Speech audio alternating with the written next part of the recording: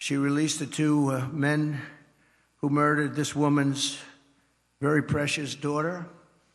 Everything you need to know about what happened and the character of Kamala Harris, you'll know from just watching this video. We had it done yesterday. It's very, very quick, very easy to do, but it was very heartbreaking. We showed it in a room full of people, and everybody was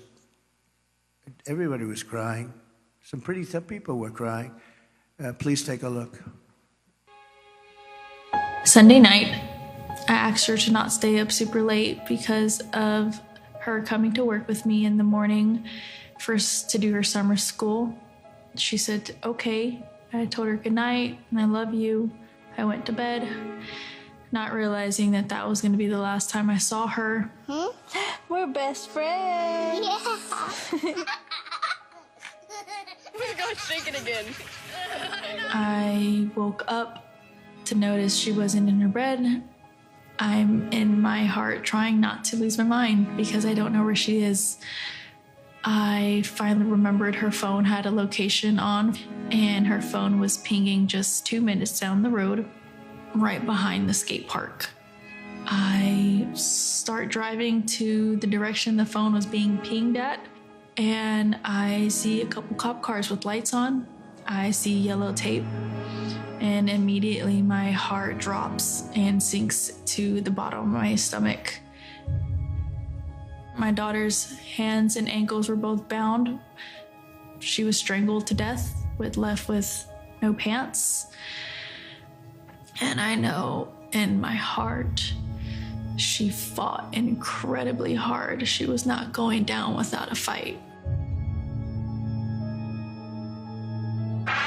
We begin with two men we're learning are charged with capital murder tonight, accused of killing a 12-year-old girl. Police say these men strangled her before dumping her into that creek. Both men were in the country illegally. Apprehended, then released by Border Patrol less than 3 weeks before Joselyn's death. The men accused of killing Joselyn Nungaray are affiliated with the gang known for brutal violence. Kamala Harris was in charge of immigration in our borders. If we had better border policies and not open borders and not these catch and release policies, I truly believe this all could have been prevented. Under her being vice president of this country, my daughter's life was ripped away from her. She had her entire life ahead of her. Happy birthday, dear Joselyn. My daughter is 6 feet in the ground, based off of policies that she allowed to keep. Kamala Harris did have one job, and she not only failed, not me, she failed my daughter. She failed Joselyn. You know, she was only 12. President Trump reached out, gave me his sincerest condolences as not a former president, but just as a father, someone who cares. I believe Donald Trump needs to be back in office. I can at least know that my next child will be safe in this country.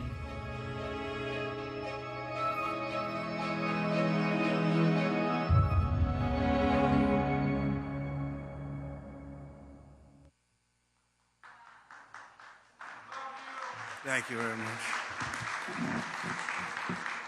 So I know we talk about inflation and the economy, but to me, there's nothing more important than the fabric of our country being destroyed by people placed there, violently placed there, as far as I'm concerned, foolishly, stupidly placed there.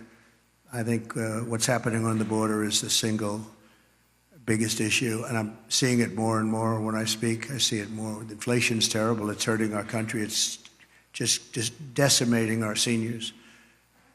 That's why I talk about Social Security, no tax for our seniors on Social Security, because they've been decimated by inflation.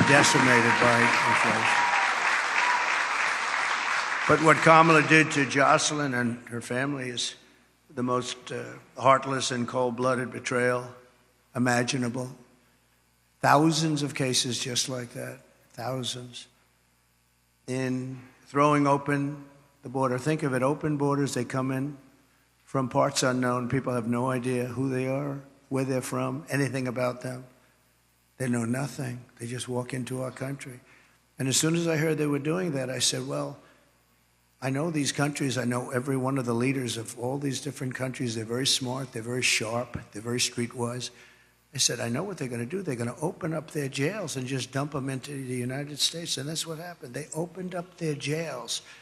And some of the most ruthless killers in the world are now roaming our fields and our streets all over the United States. I knew that was going to happen. And I would do the same thing if I were running one of those many countries that we're talking about. And not just the 3 or 4 that we constantly mention that are near us, all over South America, all over the Middle East, all over Asia, all over Europe, all over Africa. Tremendous numbers of people are coming out of Africa, and they're coming from all over the world. They're dumping them at our border, pushing them across the line, and say, don't ever come back. If you come back, we're going to kill you. And we're stuck with them. But we're not going to be stuck with them for long.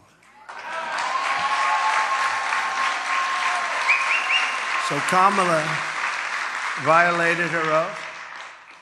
She desecrated our laws, and she got innocent girls like Joselyn tortured and killed. Anyone who knowingly sets loose these monsters into our country has absolutely no right to be running for office, let alone the office of president. No right. So here today is another great person, an American mom, Tammy Nobles. 2 years ago, Tammy's 20-year-old daughter, Kayla Hamilton, who had an autism diagnosis, was found raped, tied up and strangled to death with a telephone cord in her home. Kayla's murderer was an illegal alien, MS-13 gang member, among the most vicious gangs anywhere in the world. I took him out by the thousands, thanks to ICE. We're going to protect ICE. Kamala wanted to defund ICE. If we didn't have ICE, we'd never get anybody out. They're tough and they're smart and they love our country. But an MS-13 gang member who was apprehended by Border Patrol, but under the policy of our border czar, Kamala, he was released into the United States to kill. Tammy, please come up and say a few words, please. Thank you. Please.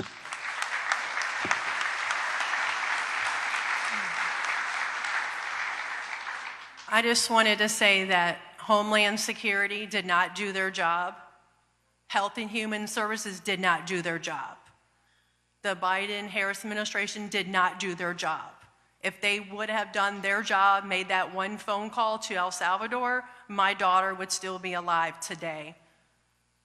Kayla was a very beautiful young lady inside and out. She was independent, learning to become independent. She had 2 jobs. She overcame obstacles dealing, with autism and was able to find a job that she loved. She loved animals, especially her cat Oreo, and she cared about the homeless. She loved God and she loved going to church. And her life was just ripped from her 3 days after she celebrated her 20th birthday. Thank you for having me here today.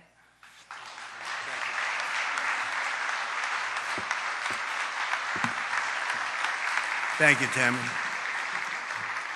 And we will not forget Kayla. And she's looking down. She's very proud of Mom. Kamala's cruel and immoral actions on our border are actually disqualifying, in my opinion. She's unfit. She's an unfit person.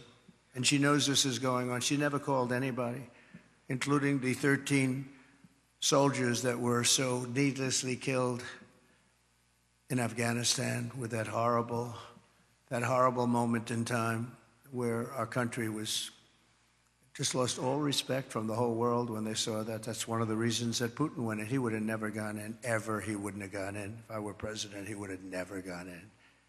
I ended his pipeline in Europe, no problem. And what happened? Biden comes in, he proves it right away, but he kills the Keystone Pipeline. Putin never would have come in. And he didn't, by the way, for 4 years. There was never a threat that he was going to do that. But he saw weakness, and I think a lot of it was seen in that horrible period of time. She is also aiding and abetting the cartels, allowing vast quantities of deadly drugs to pour unchecked into our country. And remember this, they now have an app. You call the app and you bring whatever you want, you bring them over, they'll tell you exactly. Can you believe it? They have an app. And they have airplanes, big, beautiful Boeing airplanes flying back and forth over our border. They were saying, where are those planes coming from? Where are they going? They were loaded up with migrants. They're dropping them out in the Midwest. They're dropping them all over the place.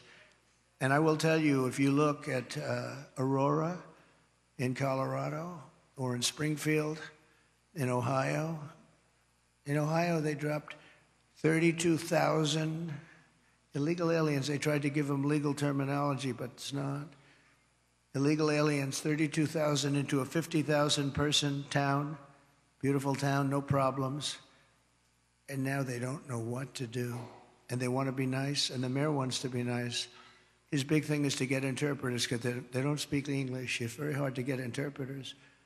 And he's trying to get interpreters, but in the meantime, they're taking up the hospital. So when people from Springfield would routinely be able to check with a doctor, go to a hospital, they're unable to get in, they're packed.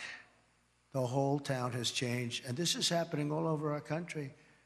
Aurora probably is an even worse situation because you have the meanest, worst gang from Venezuela in the world, probably, maybe as bad or worse than MS-13. And they've literally taken over the town. They've taken over large sections of the town. They've gone into the real estate business. They've taken over apartment complex. They took over a number of complexes where the people are paying them rent. They've become the landlord. Isn't that nice? And they're rough, tough people, and they have the latest weapons. They have military-quality weapons, and everyone's saying, where did they get them? We got to get them out of here. We're going to get them out fast. We're going to get them out fast. So today, I'm announcing that for the first time under my administration, we will be seizing the assets of the criminal gangs and drug cartels. And we will use those assets to create a compensation fund to provide restitution for the victims of migrant crime, and the government will help in the restoration. The government will help in the restitution,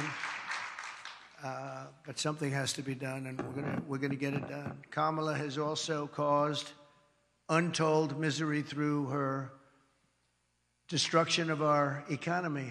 Our economy is not, this is just, it's like a fake economy. Some of the best people on Wall Street are saying the economy is only good because they think, I don't want to say this because other people have said it. It's not me saying it, but they think Trump is going to get elected. That's the only reason our economy is good. That's the only reason the stock market is up. Scott is here, I think, someplace, and he's one of the most respected people on Wall Street. He's actually made a very big point of it, that the stock market is only doing well because of the fact that they think Trump is going to win the election. So we'll see. But Kamala cast the deciding votes that caused the worst inflation in our lifetime, maybe the worst inflation we've ever had, because I don't think I know for a fact they're not adding all of the numbers. If they did, I think it's the worst inflation probably in the lifetime of the country. And it's costing typical American families over $30,000. Nearly half of Americans now say they're broke. Think of that. Half of Americans are saying they're broke. They have no money. 2/3 say they're living from paycheck to paycheck, and that's a record. We've never had that. To that extent, we've never, ever had that. Millions of Americans are lying awake at night, worried about how they'll pay their bills because Kamala wrecked their family finances, and she's done that. She's done nothing good. They have done nothing good. And I speak of Kamala, but it's partially Joe, but Joe's out of it, Joe's sort of out of it. He's been out of it for a long time. Now she wants to raise taxes for the typical family by $3,000 a year. She's got no empathy for the hardworking Americans whose dreams she's killed, and said recently that there is not one thing that she would do differently from Biden. That's only because she choked. I'm sure she could have come up with a couple of things if she really thought about it, because there's been so much destruction caused by the Biden administration. One of the things that people don't talk about, and the news never talks about, they don't talk about, as an example, Afghanistan, but this is something that's incredible, because when you think of the numbers, 325,000 children are missing, dead, sex slaves, or slaves. 325,000 children who came in through the open border are now missing. Many of them are dead, and nobody talks about it. I said, this must be a mistake. This can't be possible. When I read it, I said, this can't be. You're talking about take your largest stadium and fill it up many times. That's what the kind of numbers are. Here today is Michael Copy, a small business owner who runs a dry cleaner and is struggling to get by because of what Kamala has done to his business. They've destroyed small businesses in this country. Michael, please.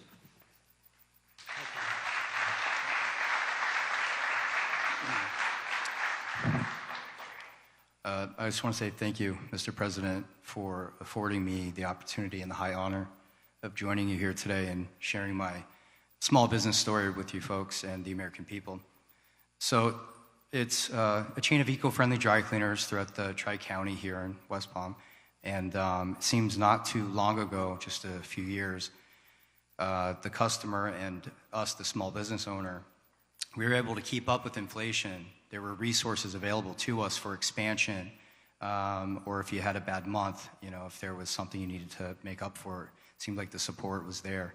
And now, just a few short years later, it seems like all of those resources have dried up. The support's no longer there. We had an expansion plan about 6 years ago that we had to pause because we have to wait for our customers now to catch up with the inflation, the supply chain issues still, because we as a small business, we can't double our price points, although the cost of doing business now is 2, 3, or 4 times what it was just a few years ago. So we've had to get creative. Our industry, probably 30% in the dry cleaning industry, never survived COVID. And just recently this summer, I was contacted, my wife and I, by another local dry cleaner here in West Palm. They were asking advice. So husband and wife been there for about 35 years. Their lease was up, and the landlord was doubling their rent, which would have meant that that's what they've been paying themselves for probably the better part of 20 years. So they had to make a decision. Do they hand the keys back, or do we get creative, work together, pool resources? And so what we did was we figured out the right price point for them, but we did their cleaning for them, at least until we figured it out. And so they were not able to pay their operations. They couldn't keep that going, but they were able to save their business by strategically partnering. And by the end of summer, I think I was contacted by about 12 other local dry cleaners saying, can you guys help us also, because we're going through the same thing. Thank you. And it seems now, so the delta between the reality of what inflation is right now and we have in front of us, the reality of that and the small business owners' capabilities, that delta is too great. So unless we affect change immediately, I fear that in the next few years, if we don't see that change, we might see another 30% of our industry and others no longer exist. So I just want to say thank you again, Mr. President, for allowing me to share my Go Green Dry Cleaner story, and thank you.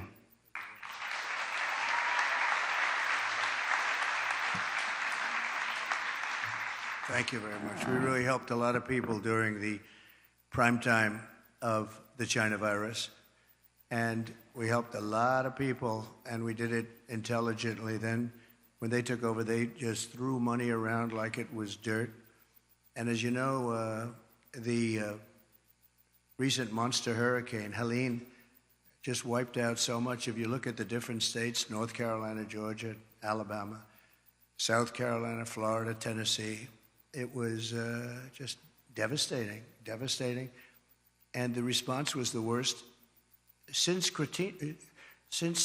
Katrina, but really a lot of people think it was much worse than Katrina. It's still, they haven't shown up. They're not in North Carolina. The people of North Carolina have suffered incredibly, and it's just nobody to help them. FEMA has been a total disaster. We had FEMA that was fantastic when we did this, because we had our hurricanes too. We had some bad ones, but we did a great job with it. It's not there. And then you see that they, originally blamed, and then they tried to take it back, but it was a little late. But they said that the money was spent on bringing illegal migrants into our country. They spent close to $1 billion, and these were funds, that were spent. And you have to say, I was in North Carolina recently, and I looked at devastation that was just, unbelievable. There was nobody there from the federal government. The local people have done incredible things. Franklin Graham has done incredible things. He's been amazing. But there was nobody there. So we're pleased also to be joined by Christy Shamblin, person I know and I've gotten to know over the last year or so, the mother-in-law of fallen Marine Corps Sergeant Nicole G. Nicole made the ultimate sacrifice during the disastrous withdrawal. Not that we were withdrawing. I was going to withdraw, but we were withdrawing with dignity and strength and power, and we were going to keep Bagram, the big air base, because of the fact that it was so close to where China makes their nuclear weapons. 1 hour away. We should have kept it, and we didn't do that. But the way they withdrew, they took the soldiers out first. No, you take the soldiers out last. I went 18 months without one soldier. I spoke to Abdul, the leader of the Taliban. We went 18 months without one soldier even being shot at, no soldier being killed for 18 months. And then we left, and you had this group of incompetent people take over. Guys like Milley should have been fired. They should have been fired. Anybody that was involved with that disaster should have been fired.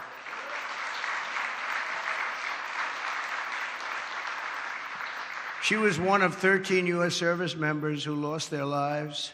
Kamala said she was the last person in the room, that Kamala was the last person in the room. She was involved in everything. She takes credit for that. She was involved in everything. That means she was involved in disaster after disaster, because nothing good has happened with this administration, except that our country has gone to almost a third world status. With Biden, when Biden made a decision, she said she was there. Oh, she was there. But the Afghanistan decision was a disaster in so many different ways. And now you take a look at it, they're right back to what they were doing before, except much worse to women. They're worse to women right now than they were even before it started. But Kamala never reached out to the family members of the warriors. And she said she was going to, but she never did. She never called anybody. And Christy, I'd like you to come up and say a few words, please.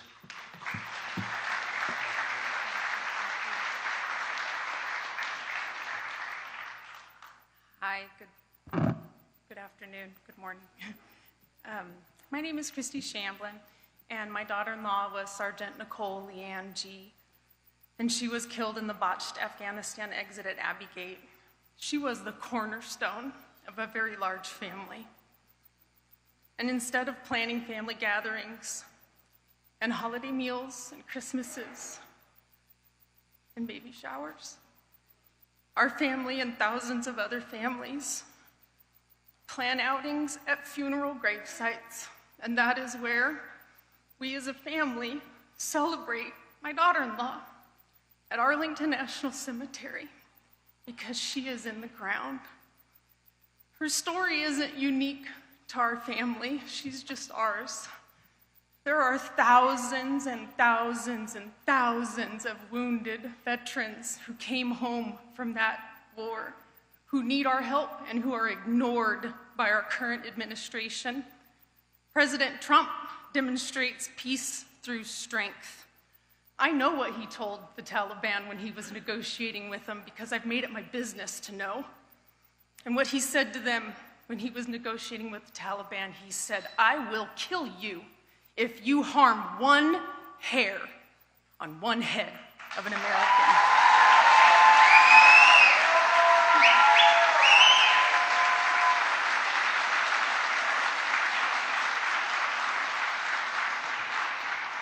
President Trump shows up, he reaches out, and he can fix our country, and we can all heal together.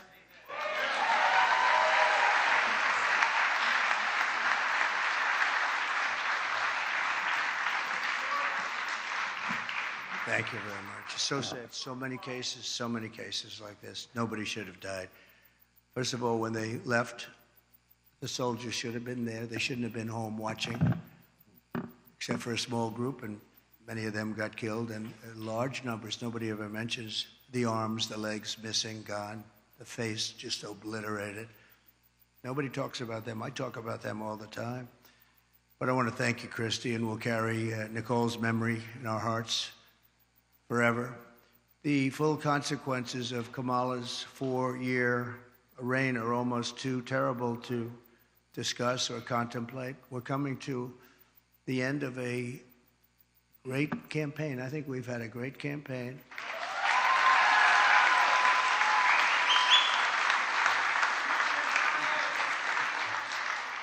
We've really not been provided the kind of protection that I needed as president, but I said we have to do it anyway. When Secret Service would ask for additional people, oftentimes we would be turned down. They were constantly asking for additional people. And I found Secret Service to be very brave. When I was hit and went down, they were right on top of me within seconds. I tell you what, those bullets were flying right over my head. I heard them. And these guys were right. I don't know how they didn't get hit, actually, but they were right there. You take a look at the video. One thing we would say, the video is there for people to see, but they were never given the kind of help that they requested, because our rallies were massively large and they needed more people, and they were always fighting for more people, and it was never given to them. Now they're being given, I hope, what they need, but that was a constant fight. They'd come to me and they'd say, you guys don't want to give us the people. And yet Biden was covered, and they'd have like 2 people show up. But Kamala is grossly incompetent, a total train wreck who has destroyed everything in her path. She's destroyed everything. She left 21 million aliens pour across our country, and then she, maybe in a short while, has to go home, and she'll get herself a job someplace, who knows. But think about it, and she can look at the carnage, and she can look at all the people that have been killed. And you haven't seen anything yet, because they've just started. They're just getting comfortable in our country. These are very tough people. These criminals make our criminals look like nice people. And she let the more than 13,000 convicted illegal aliens, nobody would have let these people into our country. And remember, they came out of the worst prisons in the world, the meanest, nastiest prisons in the world. And when she says that she wouldn't do anything different, does that mean that she would have let 325,000 migrant children probably die, most of them, many of them? But at a minimum, they're slaves or they're sex slaves. And they're all over the country. Does that mean that she wouldn't have changed that? Does that mean that she wouldn't have changed so many of the other things that led to so much death and destruction and even financial destruction of our country itself? We could end up in a depression because of what she's left with us. They are the worst combination president, vice president in the history of our country. And I often say Jimmy Carter's a happy man, because his administration, by comparison, was totally brilliant. It was brilliant. After Kamala endorsed defunding the police, she bailed out rioters, looters, and murderers, took them right out of jail during the violent crimes in the United States. Remember, that was in Minnesota. Minneapolis was burning down. It was burning to the ground. I watched the CNN announcer say, "This is a friendly group of people." And over his shoulder, the entire skyline was burning. I've never seen but that's the fake news. But violent crime in the United States is up 37%. All of these different crimes are up anywhere from 37 to 105% over a very short period of time. And it's almost like nobody even cares about it. Very simply, Kamala Harris is not fit to be your president. We can't have it happen. We can't have it happen. We're going to make this country strong again. We're going to make it great again. We're going to be respected again.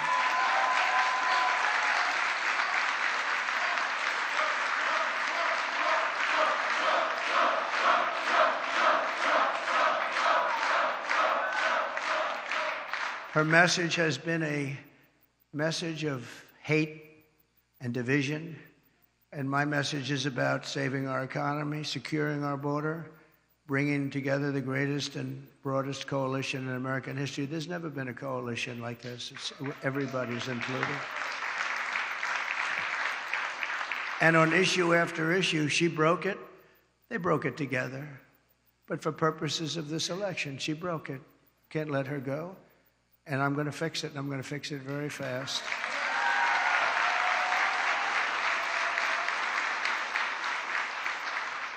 And on the illegal, thank you very much. Thank you very much. On the illegal immigrants that will be taken out of the country, as you know, we're going to be taking them out. And if they come back, we have laws that will be immediately enacted where they serve 10 years in prison. They won't come back. And if that's not long enough, we'll have to do something else. But we don't want them back. They're not going to come back. And as you know, we're asking for the death penalty for any migrant who comes into our country and kills an American citizen or a police or law enforcement person. Because we have to protect our police. Our police are under siege also at numbers that nobody thought were possible, the worst they've ever seen. It's very hard to recruit.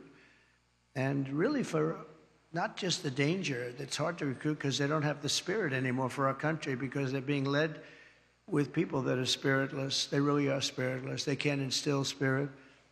But so that's any citizen, they get killed, it's a death penalty, and that includes police or law enforcement officers.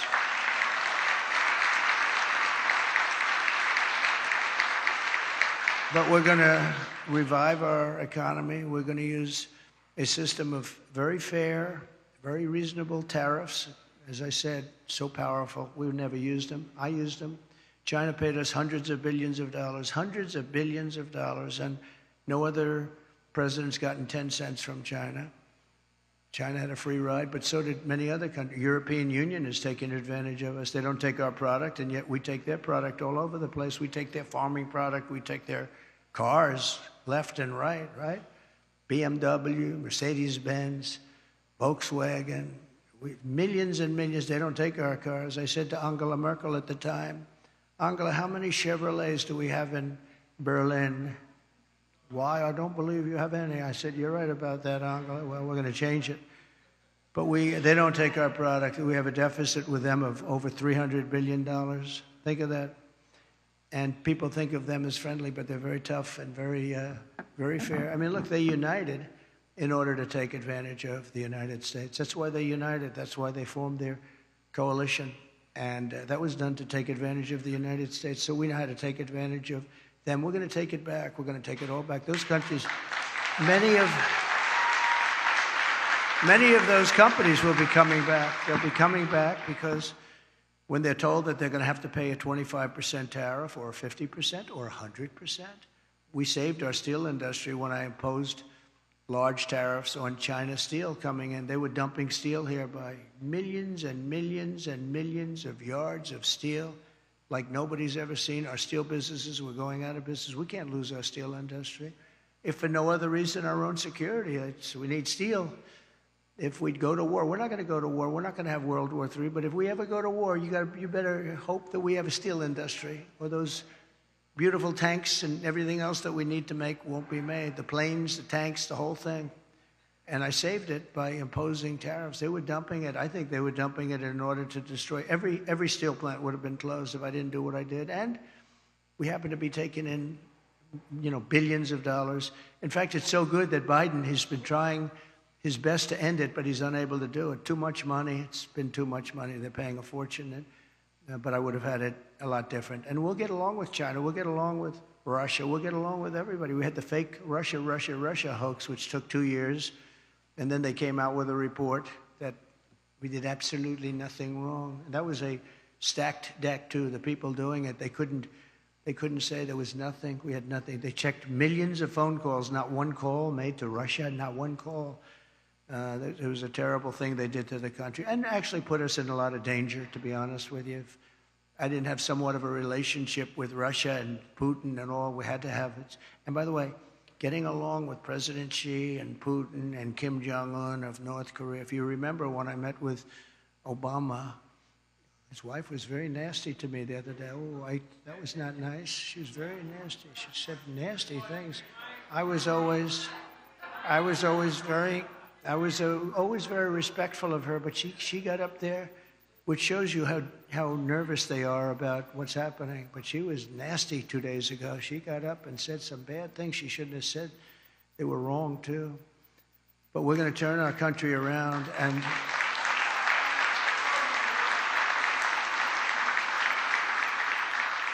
we're going to pay a lot of respect to the three representatives, because that's what they are. They're representatives of millions of people. I mean, so many businesses are just dying right now. There are millions and millions of people. They're representative of, and our wounded and our hurt soldiers, we have to take care of them. They came back from Afghanistan. Boy, nobody talks about them. They just don't talk about them, but I talk about them, and we're going to take care of them. We had the greatest success with the VA, the Veterans Administration. We had a 92% approval rating. We got it so they had choice because they were waiting 4 or 5, 6. They were waiting 4 or 5, 6 months, 7 months to see a doctor. And I came in and I got, with the help of some of the great Congress people that are here, we have some great ones. Thank you very much. Thank you. We've got quite a few of them. And I didn't even tell them to be here. They want to be here because they know exactly. Oh, yes, very good. We have one of the greats. But they wanted to be here. A lot of people wanted. I didn't tell anybody to be here, actually. But they wanted to be. But we have to take care of our military. Think of this. Soldiers who are waiting 6 months to see a doctor. Can you imagine yourself? You don't feel good.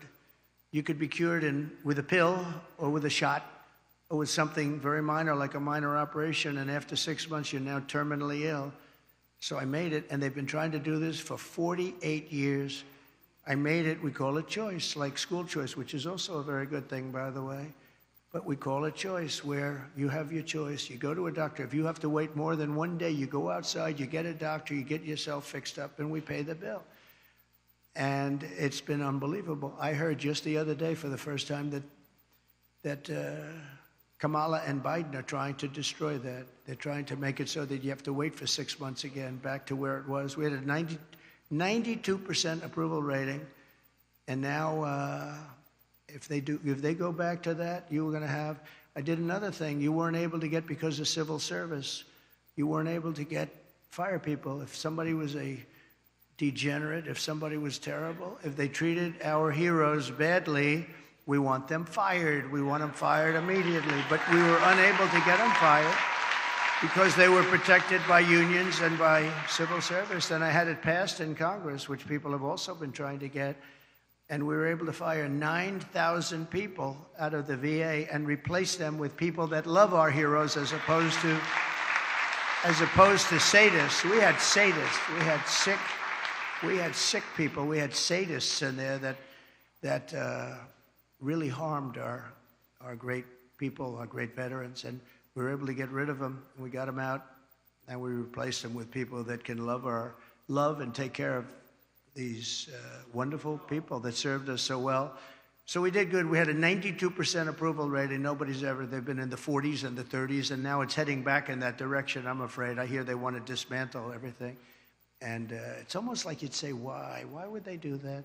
Why would they do that? And yet they'll spend, You know, you can't say money because they give away hundreds of billions of dollars to anybody that needs it, but they won't take care of our veterans. They won't take care of our people. They won't take care of our soldiers.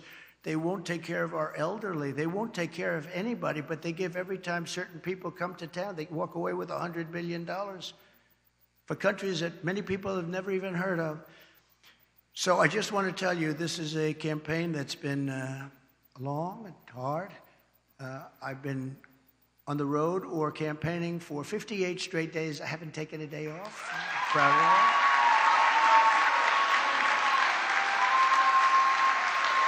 that. And I won't be taking one off. We have 7 days to go. You can be sure I won't be. And do many, many things every year. And I just want to end by, I've watched their commercials, and they're really fraudulent. They'll say, he doesn't want to frack. I've wanted to frack always. They'll say, everything exactly the opposite. Oh, I want to destroy Social Security. No, they're going to destroy. I'm the one that saved it. And for 4 years, we made it even better. I'm the one, and I didn't raise ages. I didn't do the things that they're going to do because they're allowing millions of these people to go onto Social Security, Medicare. They're going to destroy it. She's going to destroy the whole country because it's not sustainable by any country. But the ads and the statements that they make are exactly the opposite. They will say, oh, I'm going to raise taxes. He is going to raise taxes.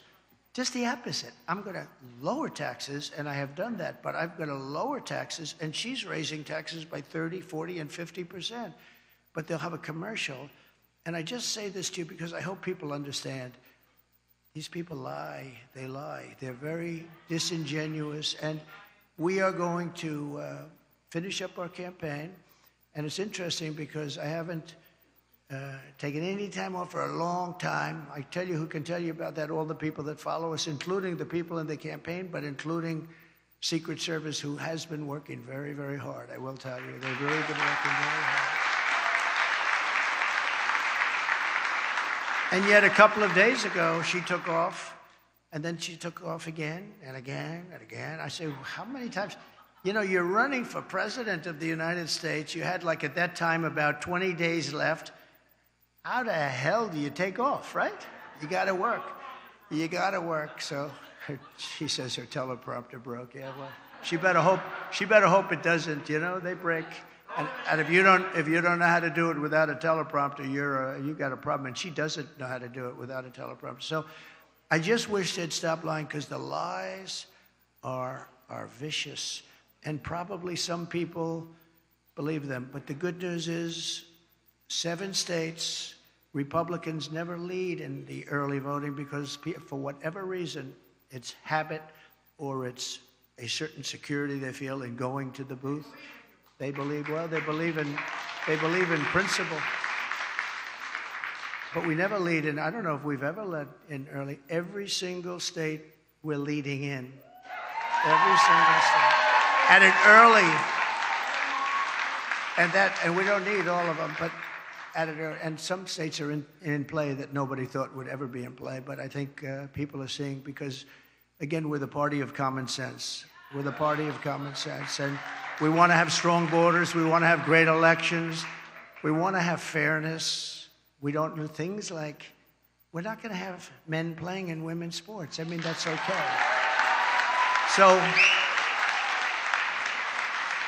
So we're the party of common sense, and we're the party of fairness, and we have a coalition. Nobody's ever seen anything like, I don't think anybody has ever seen anything like what happened the other night at Madison Square Garden. The love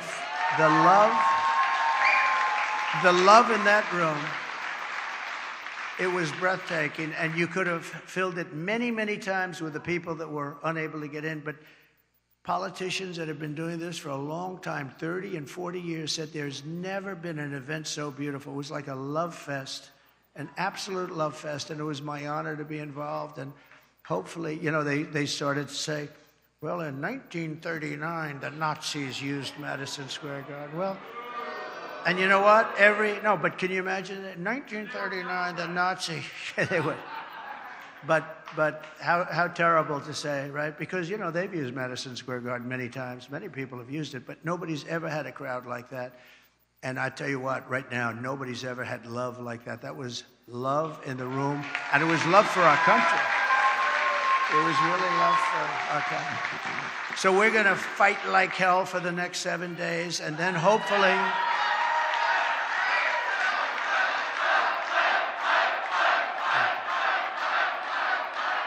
And then hopefully, and most importantly, we're going to be fighting even harder for the next 4 years, because we're going to turn this around and we're going to make this country greater than it has ever been.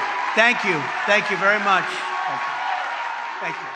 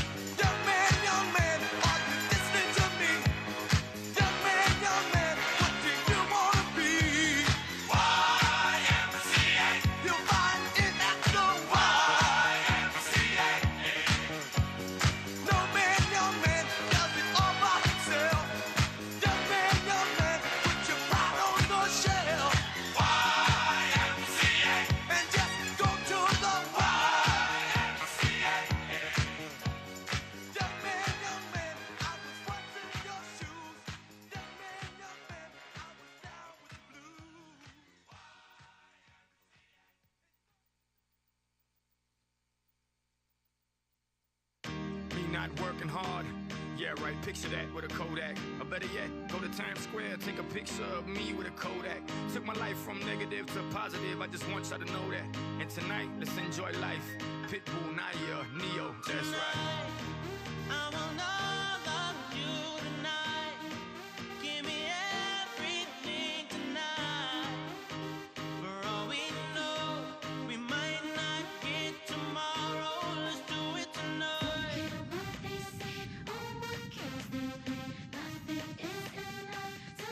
Let's do it tonight. Grab somebody sexy, tell them, hey, give me everything tonight. Give me everything tonight. Give me everything tonight. Give me everything tonight. Take advantage of the night, cause tomorrow I'm off to do battle, perform for a princess. But tonight, I can make you my queen and make love to you endless. It's insane the way the name growing, money keep flowing. Hustlers moving silent, so I'm tiptoeing. So keep blowing, I got it locked up like Lindsay Lohan. Put it on my life, baby. I'ma give you a ride, baby.